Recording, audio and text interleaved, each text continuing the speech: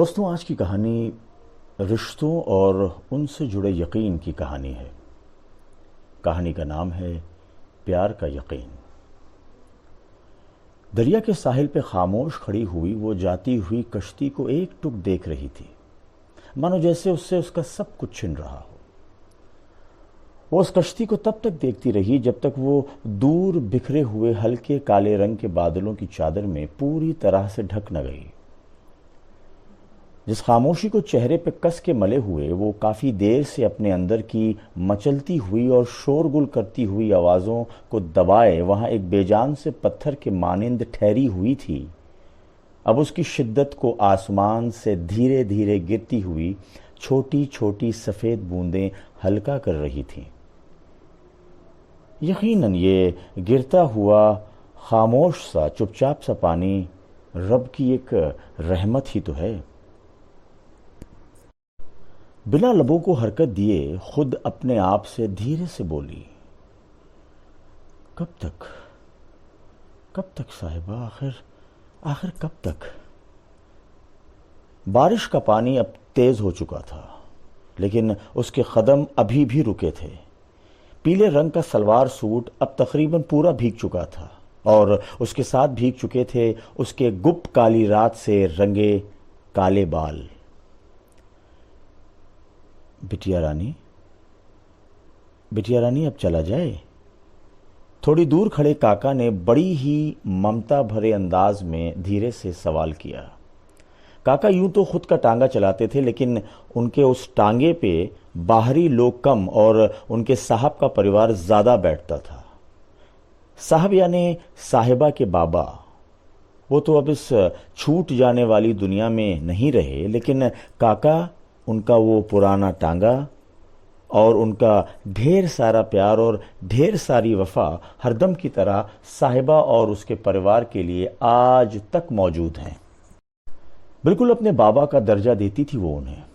ان کی ماں سے وہ ہر سال راکھی بندھوایا کرتے تھے۔ ایک بھائی کم بلکہ باپ کے جیسا خیال رکھتے تھے ان سب کا۔ وہ قریب 60-65 سال کی عمر ہوگی ان کی، لیکن ایک نوجوان کی طرح چرپھر تھے اور اپنے صاحب کے پریوار کے لیے ان کا جوش و جذبہ دیکھنے لائق تھا۔ وہ ان پرانی یادوں کو قطعی نہیں بھولتے تھے کہ جب ان کے جیون کے سب سے برے وقت میں، جب ہر کسی نے ان سے اور ان کے پریوار سے منہ موڑ لیا تھا، تب آگے بڑھ کے صاحب اور ماں جی نے ہی ان کی مدد کی تھی، اور صاحب نے تو یہ ٹانگا بھی دلایا تھا۔ کاکا کی آواز سنی تو اس کی بڑی بڑی آنکھوں سے کچھ پانی کے قطرے لڑک پڑے۔ آج چہرے پہ گرتے ہوئے برسات کے پانی اور اس کی آنکھوں سے ودا لیتے ہوئے انمول آنسوؤں میں کوئی خاص فرق معلوم نہ ہوتا تھا۔ بس پہلا میٹھا تھا اور دوجا نمکین۔ کیا ہمارے آنسوؤں کا ذائقہ حالات کے مطابق بدلتا ہے، جیسے خوشیوں میں میٹھا اور غمی میں کھارا؟ صاحبہ نے ایک ٹھنڈی سی سانس لی، ایک نظر دور جاتی ہوئی کشتی پہ ڈالی اور دوسری نظر کالے بادلوں سے گھرے آسمان پہ، پھر سر جھکا لیا۔ سر جھکائے ہوئے تیزی سے پلٹی اور کاکا کے بازو سے گزرتے ہوئے دھیرے سے بولی، جی چلیے، اور جھٹ سے جا کے اپنے پتا سمان کاکا کے ٹانگے میں بیٹھ گئی۔ اب ٹانگا اپنی دھیمی رفتار سے کوٹھی کے جانب بڑھ چلا تھا۔ وہ ٹانگے کی پچھلی سیٹ پہ بیٹھی ہوئی ٹکٹکی لگائے نم آنکھوں سے پیچھے چھوٹتے ہوئے بندرگاہ کو چھوٹا ہوتے ہوئے دیکھ رہی تھی کہ اچانک ٹانگا ایک بڑے سے برگد کے پیڑ کو پار کر ایک بائیں جانے والی کچی سڑک پہ مڑ گیا۔ اسی دن وہ قریب 3 سے 4 گھنٹوں پہلے اس بے جان کچی سڑک کو پار کر بندرگاہ پہ پہنچی تھی۔ یہ اس کی غالباً 10ویں کوشش تھی شاید، کشتی پہ بیٹھنے کی اور کلکتہ پہنچنے کی۔ اصل میں دیکھا جائے تو کشتی پہ بیٹھنے کی اور اپنے پریم کے پاس پہنچنے کی، لیکن اس بار بھی اس نے جان بوجھ کر مایوسی کو ہی گلے لگایا۔ نہ جانے کیوں ہر بار ایسا ہی ہوتا تھا کہ وقت سے پہلے، یعنی کشتی کے چھوٹنے سے بھی کافی پہلے وہ وہاں پہنچ جایا کرتی تھی، لیکن اس کے باوجود بھی وہ اس پہ سوار نہ ہو پاتی تھی۔ ہر بار ٹھیک اسی جگہ پہ آ کے اس کی معصوم سی خواہشات آخر کیوں دم توڑ دیا کرتی تھی۔ اس کی یادوں کو وہ اپنے اندر سے نکال نہیں پا رہی تھی۔ صاحبہ کے اندر اب صرف ایک انچاہا، ایک انجانا سا روکھا پن ہر لمحہ، ہر سو گشت لگاتا رہتا تھا۔ سب کے بیچ رہتے ہوئے بھی اکیلی تھی وہ۔ ٹانگا اچانک رک گیا، کٹھی جو آ گئی تھی، اور اس کے ساتھ اس کی چپی بھی ٹوٹی۔ دونوں ہتھیلیوں سے اپنے چہرے کو ملتے ہوئے اور اسی کے ساتھ ساتھ اپنے سفید گالوں پہ بچے کچے آنسوؤں کو صاف کرتے ہوئے اپنے آپ سے بولی، تم کیوں چھوڑ کے؟ میں کیسے جیوں گی؟ پھر اچانک یہ احساس ہونے پہ کہ وہ وہاں اکیلی نہیں ہے، کاکا کی اور دیکھ کر بولی، کاکا چل کے کھانا کھا لو، اور پھر آہستہ سے چلتے ہوئے اندر چلی گئی۔ اپنی بٹیا رانی کے اس پیارے سے جملے پہ کاکا کا تو کلیجہ منہ کو آ گیا۔ بڑی مشکل سے اپنے آپ کو سنبھالے رکھا، بڑی مشکل سے، پر جب صاحبہ کو گھر کے اندر جاتے دیکھا تو آنسوؤں کو روک نہیں پائے۔ ٹانگے سے اتر کر اپنے دائیں ہاتھ سے گمچھا لیے ماتھے پہ بکھرے پسینے اور آنکھوں میں چھلکتے آنسوؤں کو ایک ساتھ پوچھتے ہوئے اور اپنے بائیں ہاتھ کو آسمان کی طرف اٹھا کر بہت ہی دبی ہوئی آواز میں بولے، اے پربھو، اے میرے مالک، میری اس پیاری سی بٹیا کی روکھی سی زندگی میں پھر سے خوشیوں کی بارش برسا دیجیے مالک، اے میرے مالک۔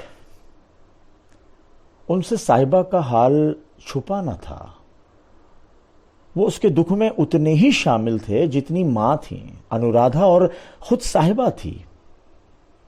اپنے ماتے کو ہتھیلی پہ ٹکائے پریم کو ایک پل نفرت سے یاد کیا اور دوجے پل کوستے ہوئے بولے، تو اس بچی کی زندگی میں آیا ہی کیوں جب تجھے اس طرح بے شرمی سے بھاگ جانا تھا۔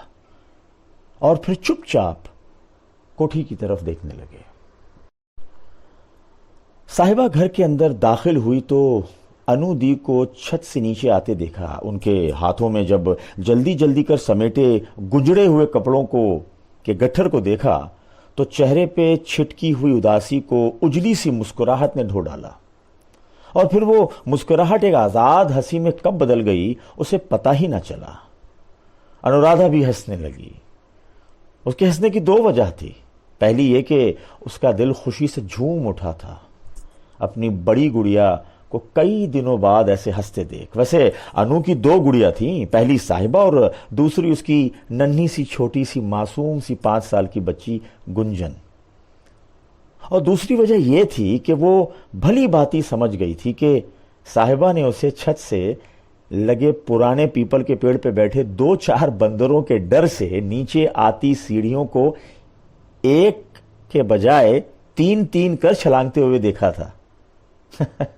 مزے کی بات تو یہ تھی کہ وہ بندر اب تک اس گھٹی گھٹنا سے پوری طرح انجان تھے، جس گھٹنا کے وہ اہم کردار تھے۔ ایک اور بھی وجہ تھی انو کے خوش ہونے کی، اور یہ وجہ اس نے کہہ ہی ڈالی۔ کیا ٹائمنگ ہے تیری، ہاں؟ مجھے ٹھیک اس حال میں پکڑا جب میں چوروں کی طرح بھاگ رہی تھی۔ کیا ٹائمنگ ہے تیری؟ اس کا کیا مطلب ہوا؟ صاحبہ نے مسکراتے ہوئے جواب دیا، اور پھر ہنستے ہوئے بولی، آپ کی ٹائمنگ ہمیشہ ایسی پور فارم میں رہتی ہے، ان سیدھے سادے بندروں کو دیکھ کر دی۔ اس نے انگلیوں سے بندروں کی طرف اشارہ کرتے ہوئے کہا۔ شاید اب وہ بندر بھی ان 2 بہنوں کی ہنسی ہلڑ بھری گفتگو میں اپنے کردار دیکھ پا رہے تھے۔ ہنسی کا شور اب کسی بھی قسم کی مایوس تنہائیوں کو چپ کرا چکا تھا۔ آج دونوں بہنیں کئی عرصے بعد اپنے اس انسیت بھرے رشتے کا جشن منا رہی ہوں مانو۔ جھٹ سے انو نے اپنی بڑی گڑیا کو گلے لگا لیا صاحبہ بھی ان کے سینے سے لگ گئی، شاید جیسے وہ یہی چاہتی تھی۔ باہر بیٹھے ان کے کاکا کے چہرے پر اب ایک اطمینان سے بھری مسکراہٹ چمک گئی۔ ماں نے جب اندر کھڑکی سے یہ سب ہوتے دیکھا تو خوشی سے پھول ہی نہ سمائیں۔ ایک لہلہاتی سی ترنگ ان کے پورے جسم کو ہلا گئی، آنکھوں میں آنسو چھلک آئے تو انہیں جھٹ سے پہنچ ڈالا۔ وہ بالکل نہیں چاہتی تھیں کہ ان کی بیٹیاں اور خاص طور سے صاحبہ انہیں ایسے روتا ہوا دیکھے، پھر چاہے وہ آنسو خوشی کے ہی کیوں نہ ہوں۔ دونوں بیٹیاں ہنستے مسکراتے جب ڈائننگ روم میں آئیں تو دیکھا کہ ماں ٹیبل پر پلیٹیں لگا چکی تھیں۔ ارے ماں رکو نا، انو بولی، ہم کر لیں گے، بس آپ بیٹھ جاؤ نا۔ اچھا ٹھیک ہے، ماں مسکراتے ہوئے بولی۔ اچھا سنو، چلو جلدی سے آ جاؤ دونوں، اور ہاں گنجن نے اپنا کھانا ختم کر لیا ہے اور میں سمجھتی ہوں شاید پیچھے باغیچے میں پھر سے کھیلنے بھاگ گئی ہے، دیکھو وہ یہ لڑکی نا، بس ماں کیا بتاؤں میں آپ سے، دن بدن شرارتی ہوتی جا رہی ہے۔ انو ماں کی بات سے اپنی بات جوڑتی ہوئی بولی اور پھر وہ اور ماں ہنسنے لگے۔ اب تک صاحبہ نے کچھ بھی نہیں کہا تھا، بس ایسے ہی چپ چاپ کھڑے اپنے سامنے رکھی ڈائننگ ٹیبل کی کرسی کو پکڑے ماں اور دیدی دونوں کو دیکھ رہی تھی۔ وہ خوش تھی انہیں دیکھ کے، آخر وہی لوگ تو تھے جو اس کے اپنے تھے، جن کے پیار پہ اس کو یقین تھا، اس پریم کی طرح نہیں جس نے دھوکے کا خنجر سیدھا اس کے معصوم سے دل پہ مارا تھا، اور اس چوٹ کی تکلیف نے اسے اپنی عمر سے کہیں آگے لے جا کر کھڑا کر دیا تھا، اتنی آگے کہ واپس آنا قریب ناممکن سا ہو گیا تھا اس کے لیے۔ اچانک اپنی کلائی پہ ماں کی گرم انگلیوں کی ہلکی سی حرکت سے اس کی چپی ٹوٹی۔ ہاں ماں کی طرف دیکھتے ہوئے بولی، ہاں میرا بچہ، بیٹھ میرے پاس، دیکھ آج کیا بنایا ہے تیرے لیے میں نے۔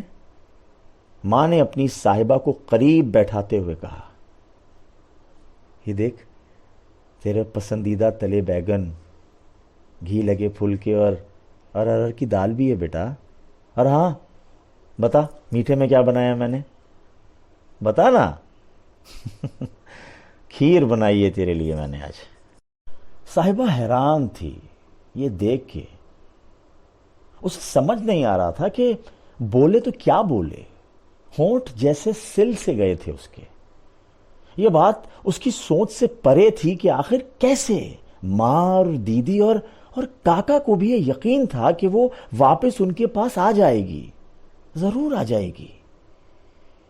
اپنی بیٹی کے دل و دماغ میں چلتے ان بے چین سوالوں کو ماں نے جھٹ سے پکڑ لیا اور صاحبہ کی اور گھوم کر اپنی دونوں ہتھیلیوں سے اس کے گالوں پہ رکھ کے دل کو چھو لینے والی گہری آواز میں بولی، بیٹا سب ٹھیک ہے بیٹا، کچھ بھی تو نہیں بدلا، دیکھ تجھے لگتا ہے کچھ بدلا، کچھ بھی تو نہیں بدلا بیٹا۔ دیکھ میری بچی، اچھے برے لوگ سفید اور کالے بادلوں کے مانند آتے جاتے رہتے ہیں، اور ہماری زندگی اس گہرے اور بے خوف ساگر کے جیسی ہونی چاہیے جس کو ان لاپرواہ بادلوں کے رہنے یا نہ رہنے سے کوئی بھی فرق نہیں پڑتا۔ یہ کہہ کے ماں چپ ہو گئیں، لیکن ابھی بھی ان کے ہاتھ اپنی بیٹی کے سر اور چہرے پہ حرکت کر رہے تھے۔ کمرے میں ایک خاموشی سی پسر گئی، لیکن اس بار اس خاموشی کو خود صاحبہ نے توڑا۔ آپ سچ کہتی ہیں ماں، مجھے بھی اب اس بات کا احساس ہونے لگا ہے، بہت تھک چکی ہوں میں، بہت تھک چکی ہوں یوں آپ لوگوں سے اور خود سے بھاگ کے۔ پل دو پل رک کے پھر سے بولی، میں اب رکنا چاہتی ہوں ماں، ٹھہرنا چاہتی ہوں۔ ابھی صاحبہ اپنی بات کو ختم ہی کر رہی تھی کہ اچانک انو نے اسے پیچھے سے آ کے گلے لگا لیا۔ تینوں ماں بیٹیاں ایک دوسرے سے لپٹ کے ہلکی آواز میں رونے لگیں۔ قریب 2 سال پہلے پریم جو منگیتر تھا صاحبہ کا، منگنی کی انگوٹھی لوٹا دی تھی اس نے، وہ بھی 2 سال کے چکنے چپڑے سپنے دکھانے کے بعد. یعنی اگر اس گزرے ہوئے وقت کی عمر کو جوڑا جائے تو تقریباً 4 سال ہو چکے تھے ان کو ملے. ہاں خیر، شروع کے 2 سال تو وہ اس شخص سے جسے وہ اپنا سب کچھ سمجھنے لگی تھی خطوں کے ذریعے ملاقات کرتی رہتی تھی، لیکن اس کے بعد اس کی زندگی میں سب کچھ بے جان سا ہو گیا تھا، سوائے اس کے دل کے جس میں آج بھی دھڑکن باقی تھی. پتا جی کی موت کے بعد وہ دن سب سے تکلیف دہ تھا ان سب کے لیے. ایک دہکتی ہوئی آگ میں سنے ہوئے ہتھوڑے کے مانند تھا وہ دن، جو ان سب کے دل و دماغ پہ بہت بے رحمی سے چوٹ کر گیا تھا. سب ٹوٹ گئے تھے، سب کا ذہن کام کرنا بند کر چکا تھا، سب کے وجود ہل چکے تھے. جب پریم نے اپنے دوست گریش کے ہاتھوں، جو اس کے ساتھ کلکتہ میں رہ کر ماسٹرز کر رہا تھا، منگنی کی انگوٹھی لوٹا دی تھی. ماں جی، گریش تھوڑا جھجکتے ہوئے بولا، وہ کیسے ہیں آپ سب؟ اس نے تھوڑی کوشش کی کچھ ٹالنے کی، لیکن ماں کو یہ دیکھ تھوڑا اٹپٹا سا لگا کیونکہ وہ پہلی بار آیا تھا ان کے گھر اور سب کے بارے میں جاننے کی کوشش کچھ بے معنی سی تھی. کیونکہ اب 2 سال ہو چکے تھے پریم کو پتھر بنے ہوئے، اور ایسے اچانک اس کے دوست کا یوں آنا اپنے میں ہی ایک سوال کھڑا کر چکا تھا. ویسے سوال اتنا بھی پیچیدہ نہ تھا، اس کے دکھدائی جواب نے پہلے سے ہی ماں کے دل و دماغ میں ایک تیز حرکت کر دی تھی. گریش کی طرف غور سے ماں نے دیکھا. اس کے پہلے کہ وہ کچھ کہے، خود ماں نے سوال پوچھ لیا، کیا اس پریم کی کچھ بات بتانا چاہتے ہو کیا؟ اس سوال سے گریش کچھ سک پکایا اور کچھ سکون میں بھی آ گیا. اس نے بنا کہے اور بنا تھوڑا بھی وقت گوائے سیدھے اپنے پتلون کی دائیں جیب سے ایک انگوٹھی نکال ان کے سامنے میز پہ رکھ دی اور پھر جھٹ سے بغل رکھے گلاس کو اٹھا کہ پانی پینے لگا. ماں انگوٹھی دیکھ سب سمجھ چکی تھی. انہوں نے جھٹ سے انگوٹھی اٹھا لی اور دروازے کی طرف ایسے دیکھا جیسے کوئی بد مزاج اور بے دل قرضہ دینے والا انہیں تیز آواز سے ڈرا دھمکا کے اپنا دیا ہوا قرض واپس لینے آیا ہو. انہیں اپنی پیاری سی بچی کی زندگی کا یہ سسکتا ہوا دکھ خود کے سر پہ چڑھایا ہوا ایک انچاہا قرض کیوں دکھ رہا تھا؟ کیوں ماں ایسی ہوتی ہے کہ وہ اپنے بچوں کی ہر تکلیف، ہر پریشانی کا ذمہ دار ہر بار خود کو سمجھ لیتی ہے؟ حالانکہ یہ سچ نہیں ہوتا.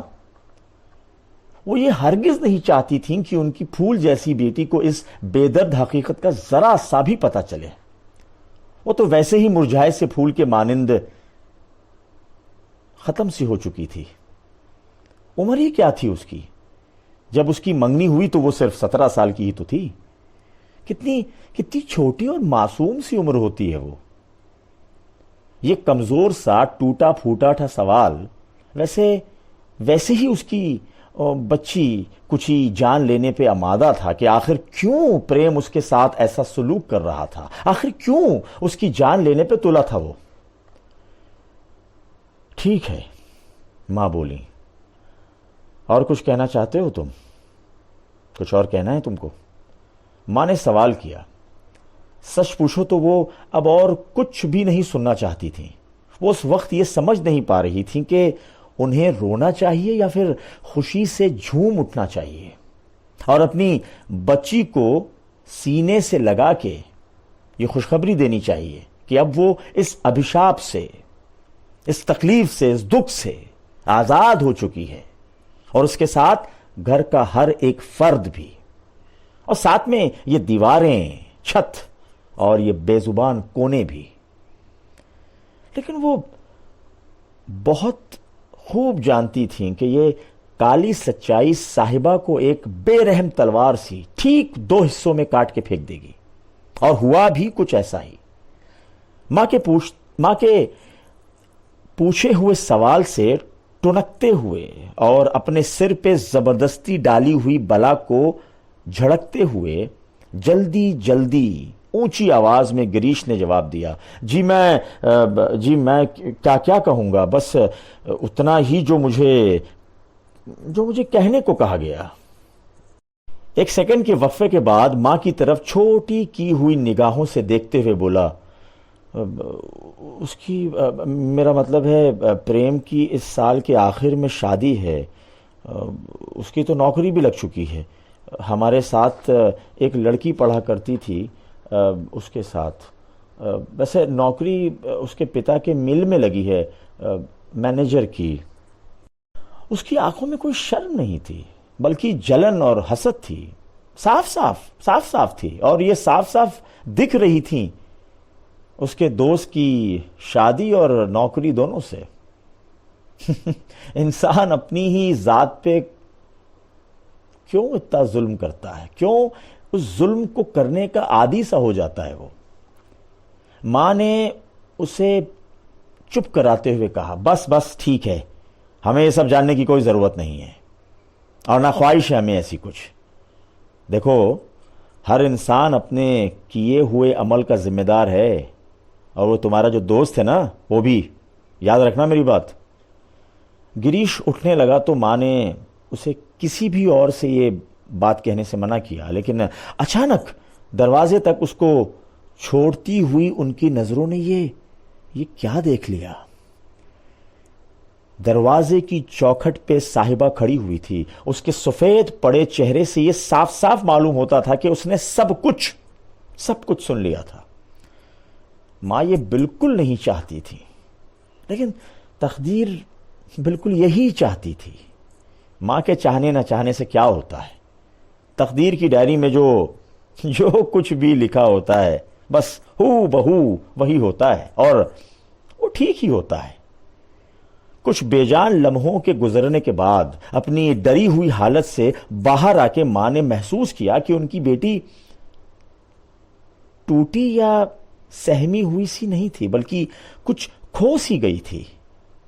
وہ موجود ہو کے بھی وہاں موجود نہ تھی، نہ ہی روئی نہ چیخی، بس خاموش سی ہو گئی۔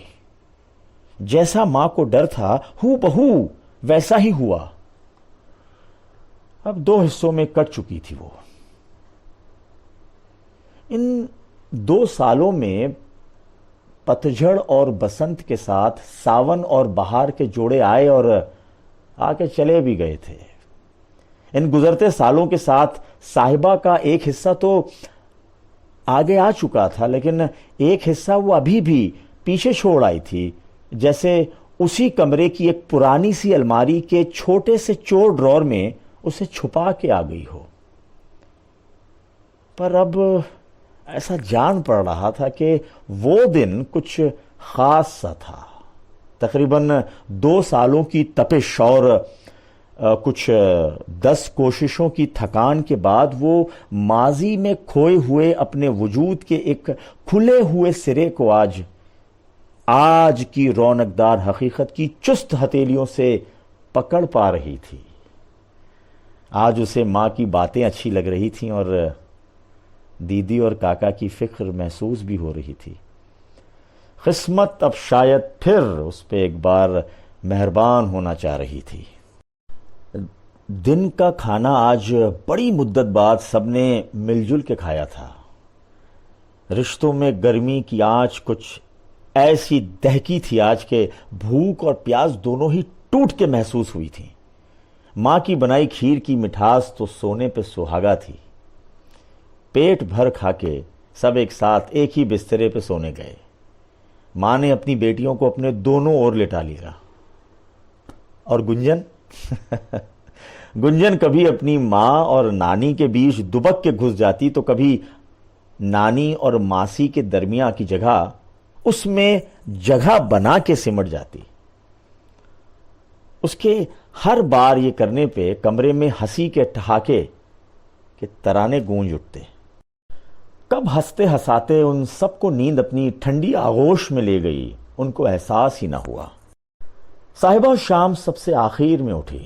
باہر آ کے دیکھا تو ڈائننگ ٹیبل پہ ماں گنجن کو بٹھائے ہاتھ میں لی ہوئی گلاسیا سے دودھ پلا رہی تھی۔ یہ دیکھو ماسی آ گئی، ماں نے خوش ہو کے زور سے گنجن کو بولا۔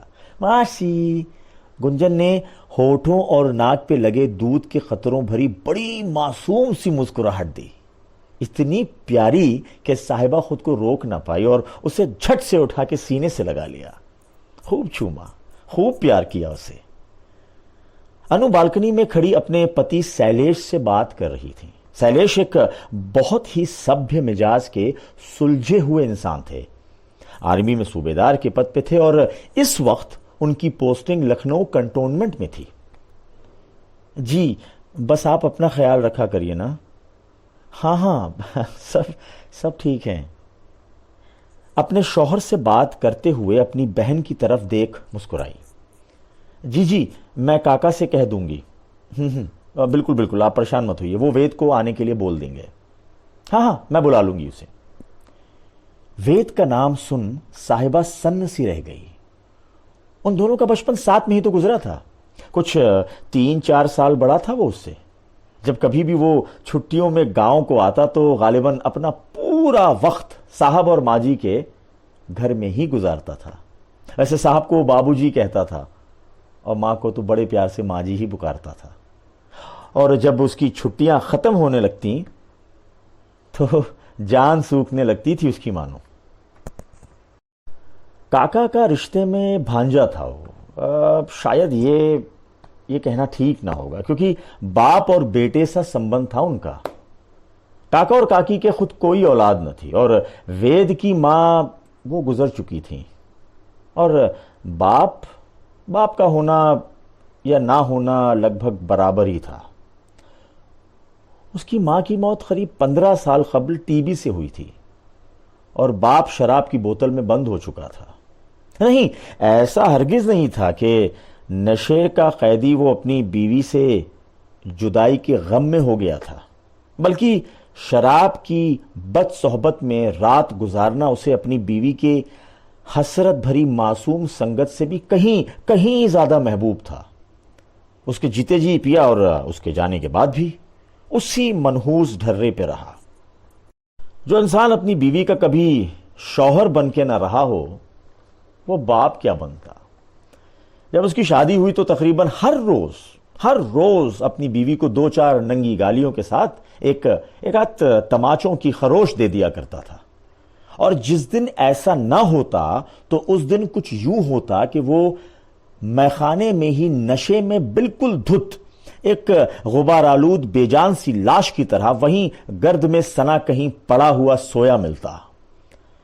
شاید یہی وہ دور تھا جب وید کی ماں کے ان کی جسم میں ٹی بی اپنی جگہ بنانے میں جٹ چکا تھا۔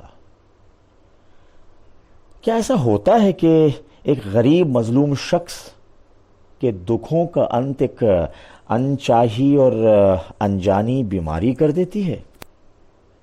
بہرحال جب تک ماں جیسے تیسے زندہ تھیں بس تب تک ہی اپنے باپ اور اس عجیب بے درد سماج کے دیے ہوئے ظلم و ستم کا آدھا حقدار تھا وہ، پر ماں کے گزر جانے کے فوری بعد تو مانو غموں، پریشانیوں اور رسوائیوں کا وہ انچاہا خزانہ اسی کے نام لکھ دیا گیا ہو۔ اپنی بہن جو ایک لوتی بھی تھیں کہ گزر جانے کے بعد وید کی ذمہ داری اس کے ماما نے لے لی تھی۔ ایک 10 سال کے معصوم سے بچے کی یہ دینی حالت کاکا اور کاکی کے دلوں کو چھید چکی تھی۔ پہلے تو وہ اسے اپنے ساتھ گاؤں لے آئے، خوب پیار دیا اسے، خوب ارمان پورے کیے، لیکن کچھ وقت گزرا تو یہ عجیب سا خیال دل و دماغ میں چبھنے لگا کہ اگر وہ وہاں ان کے پاس رہا تو بہت ممکن ہے کہ شاید پڑھ لکھ نہ پائے۔ خیر شروعاتی تعلیم تو ٹھیک ہے مگر اچھی اور پوری پڑھائی کر کچھ بن نہیں پائے گا۔ ایک آدھ دن اسی کشمکش میں گزرے تو اچانک خیال آ گیا کہ کیوں نہ صاحب اور ماجی سے اس کا حل پوچھا جائے۔ تو اگلے دن وید کو ٹانگے پہ بٹھایا اور پہنچ گئے کوٹھی پر۔ ماں جی اس چھوٹے سے وید کی پوری ویتھا جانتی تھیں اور صاحب بھی باخبر تھے، لیکن اس سے کبھی روبرو نہ ہوئے تھے۔